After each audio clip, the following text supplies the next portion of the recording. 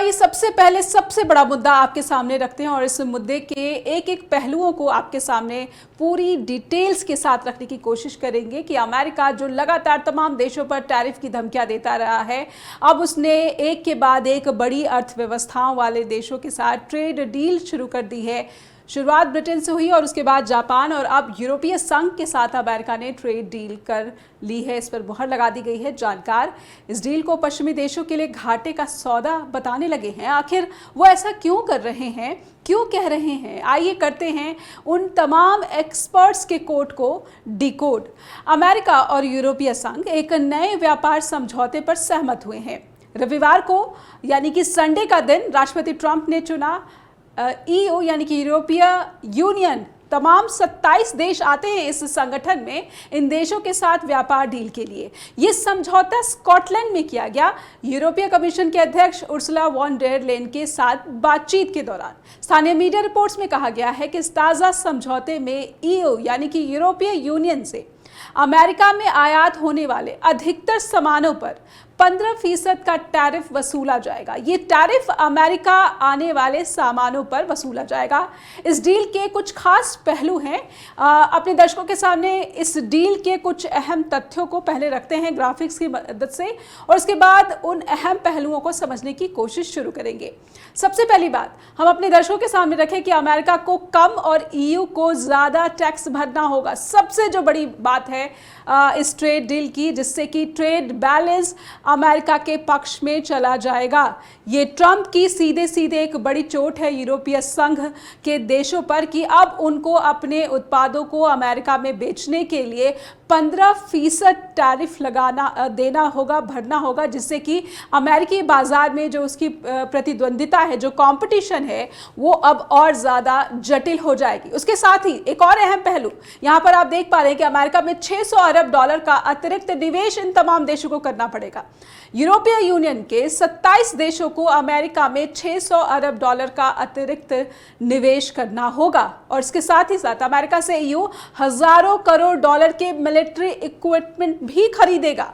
ये डील जो है इस ताज़ा टैरिफ डील के तहत की गई है। ईयू फार्मास्यूटिकल प्रोडक्ट्स पर अलग से 15% टैरिफ भी भरने वाला है और 750 अरब की डॉलर की तो ऊर्जा खरीद पर मुहर लगी गई है।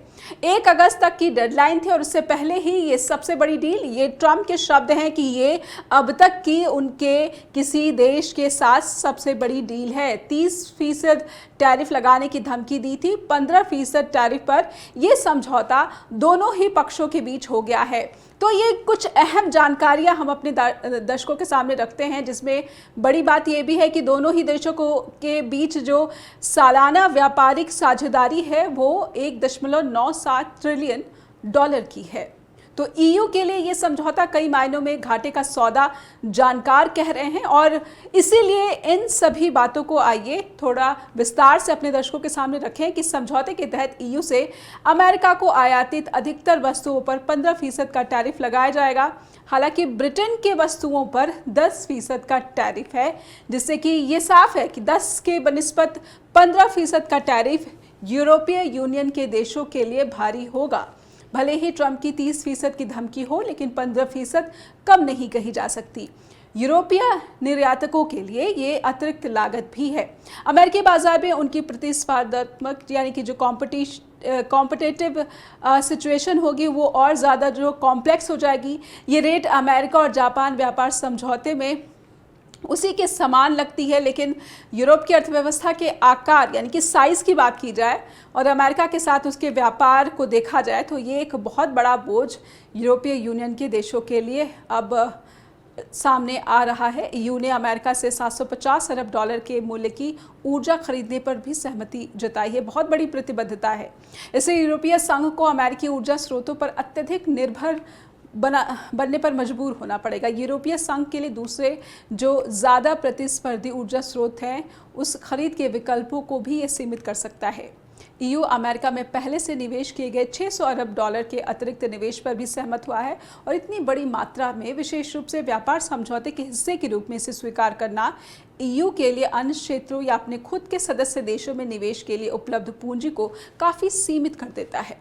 यूरोपीय आयोग के अध्यक्ष उर्सुला वॉन डेर लेन ने भी खुद ये माना है कि ऑटो सेक्टर के संबंध में जो 27% से 15% की टैरिफ कर दी गई है, यही वो सबसे अच्छा जो है टर्म अवेल कर सकती थी। इससे ये साफ संकेत है कि ईयू को अपनी इच्छा के विपरीत ऊंचे टैरिफ दरों को मानने पर मजबूर होना पड़ा है। ट्रंप प्रशासन ने यूरोपीय दवाओं पर 200% की टैरिफ की धमकी दी थी। इससे ये जो फार्मास्यूटिकल इंडस्ट्री है ये बुरी तरह प्रभावित हो जाता। हालांकि समझौते में ये साफ नहीं है कि इस पर क्या सहमति बनी है, लेकिन ट्रंप का ये बयान है कि फार्मास्यूटिकल बहुत खास थे और अमेरिका में बनाने की ज़रूरत है, दवाओं को अमेरिका में मैन्युफैक्चर करने की ज़रूरत है। और ये दर्शाता है कि यूरोप को इस क्षेत्र में भी कुछ रियायतें देनी पड़ी होंगी। फिर भले ही अमेरिका अब भी यूरोप से बहुत सारी दवा आयात करता है, लेकिन फिर भी जो फार्मास्यूटिकल इंडस्ट्री है यूरोपियन नेशंस की, उनके लिए ये बड़ी मार है। और सबसे बात जो खास है वो समझ लेते हैं कि भारत को इस डील से कैसे सतर्क हो जाने की ज़रूरत है। भारत जैसे देश जो अमेरिका के साथ टैरिफ डील में बातचीत के दौर में शामिल है, उनके लिए ये बड़ा संकेत है। टैरिफ ड्रिवन डिप्लोमेसी अहम होगी।